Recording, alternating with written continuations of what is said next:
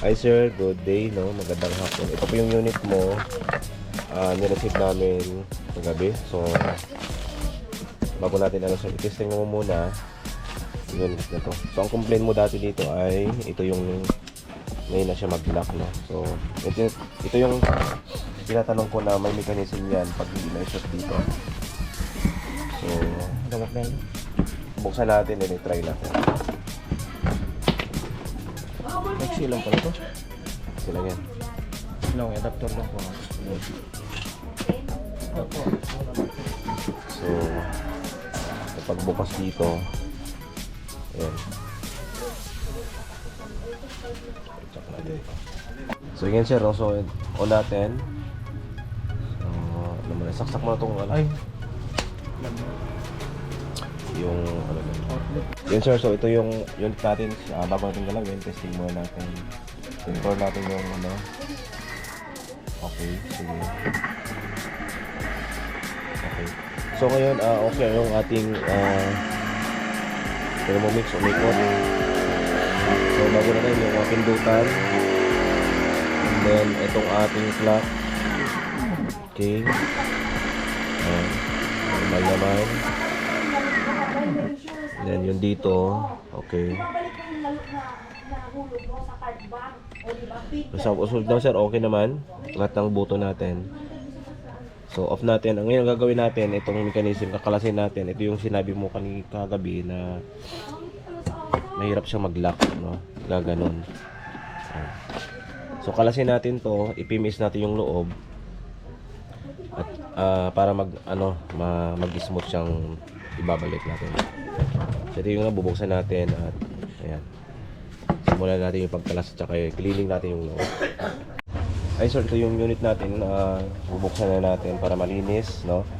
So, isa sa mga napansin ko yung ano mo ay nakadikit na rin pala ito. Ayan. Nakadikit. So, meron ako dito sir na chamber. So, mas ano pa siya, sikanhan lang ito sa mga dating nagpapa-repair na. Then yung mga binigyan po ako ng dito, pwede kong ipaano sa iyo. Saan ba yung hitak natin? So, transfer itong mga gamit niyo sa iyo. So, medyo pinakalas ko na and then para maano natin mailinis yung ating. Kulang kasi ito eh. Wala siyang malaki. Hi sir, good day, no? So ito po yung actual mismo ng unit na sa loob, no? Yung binubuksan natin. Yung ginagawa niya, nilinisin muna yung ito yung dito, no? Hindi yung pinaka-front cover. Ito yung dumi na pumapasok dito. So pag pumapasok yan sa board, ano na yan, mag-stack up na yan. So ito yung tinutukoy ko na umiikot dito sa ating takip, no? Pag ibaba natin yan, mayroon yang orientation para mapihit ito yan, no? Pag hindi mo maiangat ito, may pihit ng ganyan o mapagpihit ng pagganon, hindi yan makapihit ito.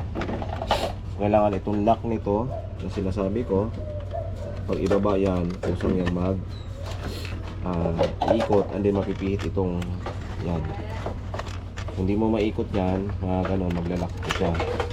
Sakin mo. So po yung kinalasa at talinisin natin dito para maano. So paano wala namang nagiging issue, no? So ibabalik natin at malinis dapat itong mga ano.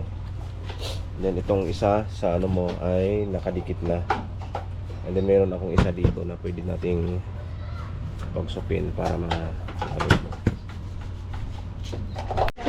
Hello sir, ito po yung ating Thermomix, no? Ito po yung sa inyo.